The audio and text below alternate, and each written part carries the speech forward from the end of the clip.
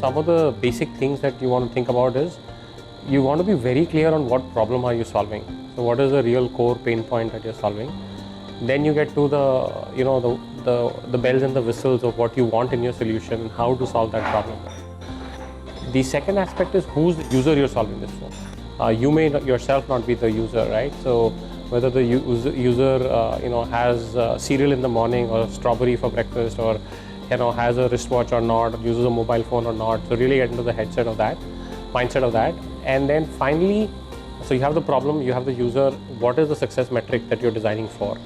Once you have all of this is when you should really put pen to paper and start thinking of designs, mocks, interaction designs, visual designs, the product specification and so forth. So the problem user and the metrics of what you're doing, that should be the starting point.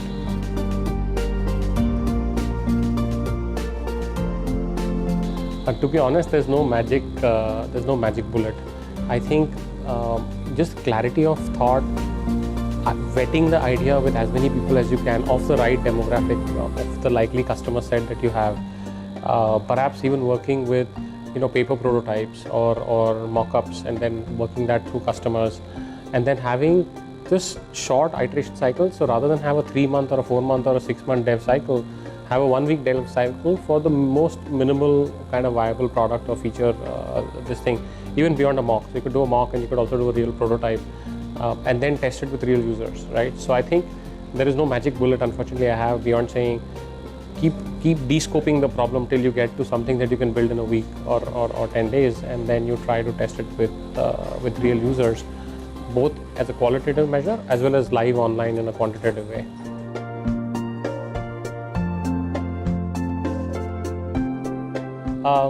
So just thinking aloud, so there's a couple of things that have gotten much better, I think, in the Indian startup context in terms of design. So one is visual design has now become much better, right? So earlier it used to be largely about functional design or interaction design, which is how will I interact when I press this button, what will happen when I open this widget, what will happen. Now the beauty of the product is also coming through, which is around visual design, which is around aesthetics, which is so on. So that's one really important thing to take into account. The second is that the plethora of devices are making an interesting challenge. So for example, you could have somebody accessing your product or your website through an iPad or through an iPhone or through an Android phone or what have you. So you need to do responsive design. So you may not have that same level of space that you did for a classic resolution on a big browser like a Chrome or a Safari or something, or if the user resizes it or what have you. So responsive design is a second big one. Mobile is kind of a part of the responsive design, but those are some basic things that are trends that I think you want to pay attention to as a startup.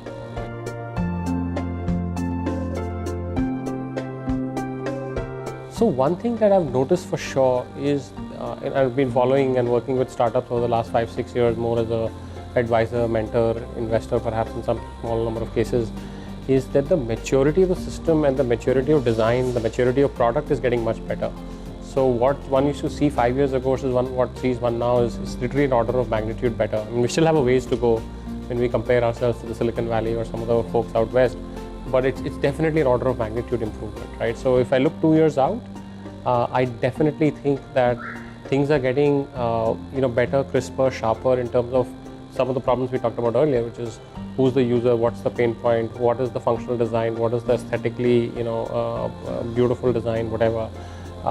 I think the focus will now have to become not just on beautiful design or beautiful products, but products that work and are monetizable, right? So oftentimes what I'm finding is there's a class of companies that are very good at monetization and revenue and business, and then there's other class of companies that are doing brilliant products. I think that will begin to marry, right? So there'll be brilliant products that are actually also making money. I think that is something that I would be kind of looking forward to. I think we'll also start catching up a little bit with respect to being able to compete at a global level. Products from India having an audience in a global ecosystem.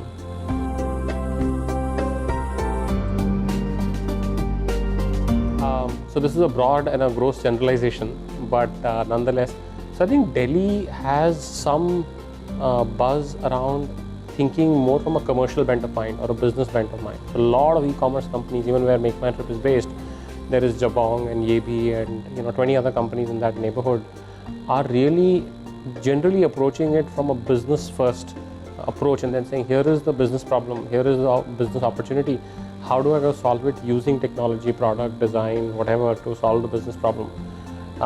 Bangalore definitely has more of the Silicon Valley, let me innovate to change the world, to change the game, whatever kind of perspective, and then jumping into, okay, how will I monetize this? This is beautiful, I have lots of users, prospective customers, whatever. So I think the reason I think Delhi is emerging is there's a good amount of kind of business bent of mind and perhaps business talent out there. And now with some existing successes in the e-commerce company space, I think more are getting attracted out there. But I do think Bangalore has more than its fair share of good product startups.